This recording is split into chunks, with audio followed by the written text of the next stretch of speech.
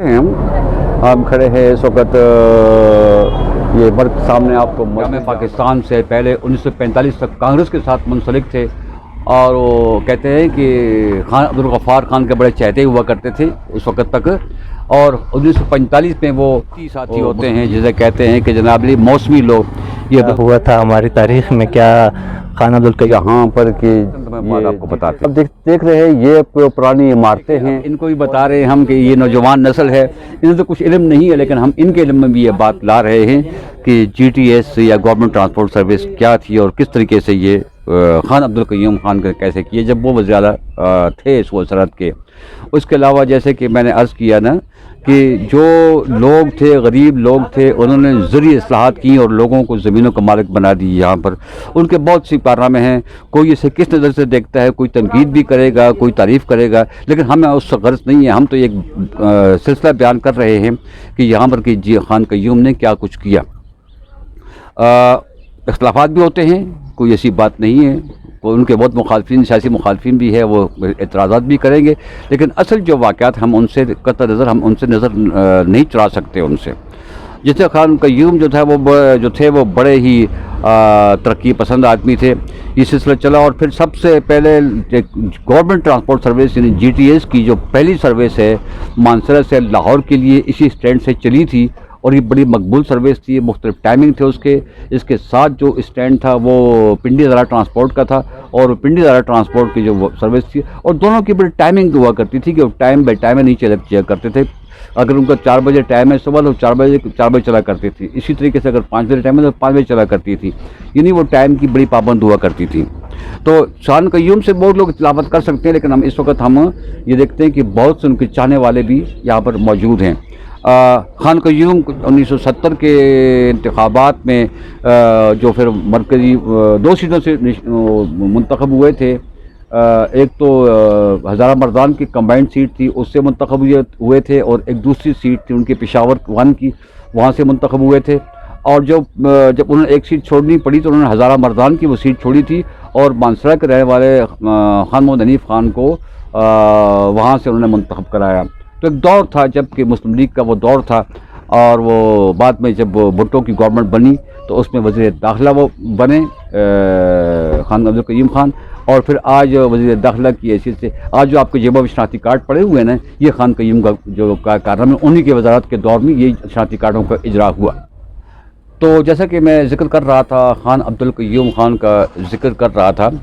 تو وقت کی بات ہوتی ہے۔ خان عبدالقیوم خان جو تھے وہ قیام پاکستان سے پہلے 1945 تک کانگریس کے ساتھ منسلک تھے، اور وہ کہتے ہیں کہ خان عبدالغفار خان کے بڑے چہتے ہوا کرتے تھے اس وقت تک، اور 1945 میں وہ مسلم لیگ میں شامل ہوئے، قائد اعظم کے ساتھیوں میں بنے، اور تحریک پاکستان میں بھی انہوں نے وہ حصہ لیا، اور انہوں نے ایک مسلم لیگ میں شامل ہونے سے پہلے ایک کتاب لکھی تھی گولڈ اینڈ گن، اور اس میں انہوں نے پاکستان کے قیام پاکستان کے حوالے سے کوئی منفی باتیں کی تھی، لیکن جب وہ اقتدار میں آئے، صوبہ سرحد کے وزیر اعلیٰ بنے، تو یہ دنیا میں واحد ریکارڈ ہے کہ انہوں نے اپنی ہی کتاب پر پابندی لگا دی تھی، گولڈ اینڈ گن پر پابندی لگا دی تھی کہ اور یعنی کوئی نہیں پڑھے گا نہ خریدے گا، دوسرا ایڈیشن بھی نہیں ہو سکا۔ یہ بھی ایک ان کا ایک کارنامہ ہے کہ اپنی کتاب پر خود پابندی لگانا، یہ ایک بڑا کام ہے۔ خان قیوم خان تو اس وقت ایسا تھا کہ یہ ایف ڈبلیو ایوب خان کے دور میں وہ ایف ڈی کا وہ چلا تھا قانون، وہ ایف ڈبلیو ہوئے، لیکن یہ ماننا پڑے گا کہ وہ ترقی پسند آدمی تھے، اور جہاں تک اگر آپ نہ صرف ڈسٹرکٹ مانسہرہ بلکہ اگر آپ صوبہ سرحد کے اندر دیکھیں تو صوبہ سرحد کے اندر ان کے بہت سے کام ہیں۔ اس وقت چونکہ ہم ضلع مانسہرہ کی بات کر رہے ہیں تو یہاں ہم اس تک محدود کریں گے کہ دیکھیں اب روڈویز ہاؤس پشاور کا دیکھیں آپ، اس قسم کا وہ انہوں نے اڈا بنایا تھا جی ٹی ایس کا، جیسے انٹرنیشنل اڈا ہوتا ہے۔ ایبٹ آباد کا جی ٹی ایس کا اسٹینڈ دیکھیں تو اب بھی وہاں پر بھی دیکھیں یہی حال ہے جو ہم مانسہرہ میں اپنے دکھایا ہم نے آپ کو۔ تو یہ صورتحال جو ہے خان قیوم کے حوالے سے دیکھیں، ترقی کے حوالے سے ہم بات کر رہے ہیں۔ اس کے بعد خان قیوم جو تھے وہ دور بھی آیا کہ خان قیوم صاحب پھر جو ہے وہ جب اقتدار میں تھے، اور اس وقت کے جو تھے گورنر جنرل، انہوں نے کہا کہ جناب آپ واپس آ جائیں، انہوں نے صوبے سے ہٹا کر ان کو مرکز میں لانے کی کوشش کی، اور خان قیوم سمجھتے تھے کہ میں میں نے بہت سے لوگوں کی جو مدد کی ہے اقتدار میں آنے کے لیے، تو لوگ جو ہے وہ میرے جو ہے وہ وفادار رہیں گے. لیکن یہ سیاست اور پھر خان عبد القیوم خان جب کراچی سے بذریعہ ٹرین پشاور پہنچے تو ان کا خیال تھا کہ لوگ میرا استقبال کریں گے، لیکن ایسا ہوا نہیں. بلکہ جب وہ پشاور کے کینٹ اسٹیشن پر پہنچے تو لوگوں نے کالی جھنڈیوں سے ان کا استقبال کیا، اور پھر خان قیوم خان جو ہیں وہ آہستہ آہستہ سیاست سے نکلتے چلے گئے. اور کچھ یہی پوزیشن اس بات کے دور میں جنرل ریٹائرڈ فضل حق صاحب کے ساتھ بھی یہی صورتحال پیش ہوئی کہ جب وہ جنرل فضل حق صاحب جو یہ سمجھتے تھے کہ میں نے بہت سے لوگوں کی مدد کی ہے اور دوسرے لوگ بھی تھے، لیکن جب اقتدار سے وہ علیحدہ ہوئے تو یہ لوگ سارے کے سارے ان کو ساتھ چھوڑ گئے تھے. اس میں جب اب میں نام نہیں لیتا، کافی لوگ ہیں، لوگوں کی بہت سبکی ہوگی، لیکن یہ ہے کہ IGI کے ٹکٹ ان لوگوں نے دیے. یہاں پر مانسہرہ میں ایک چیئرمین ہوا کرتے تھے اسلم خان صاحب.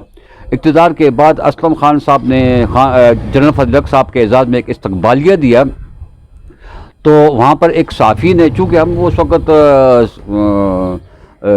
میڈیا تھا، پرنٹ میڈیا تھا اس وقت، باقی میڈیا تو نہیں تھا، تو ہم اخبارات کا منسلک تھے اس دور کے اندر. تو جنرل صاحب سے سوال پوچھا گیا کہ جنرل صاحب آپ نے ایسے لوگوں کو ٹکٹ کیوں دیے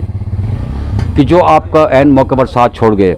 تو جنرل صاحب نے کہا کہ ہاں مجھ سے یہ غلطی ہو گئی، میں نے ان لوگوں کا ماضی نہیں دیکھا. یہ بہت بڑی بات تھی. اس موقع پر انہوں نے ایک قصہ بھی سنایا تھا جو ذرا اس قسم کا ہے کہ میں یہاں پر اس قصے کو بیان نہیں کر سکتا. تو یہ اقتدار ایسی چیز ہوتی ہے کہ جب اقتدار ہوتا ہے تو اس کے بعد سے وہ اس وقت لوگ تو بہت آگے پیچھے ہوتے ہیں، لیکن جب اقتدار نہیں ہوتا تو پھر یہ آہستہ آہستہ ان کے جو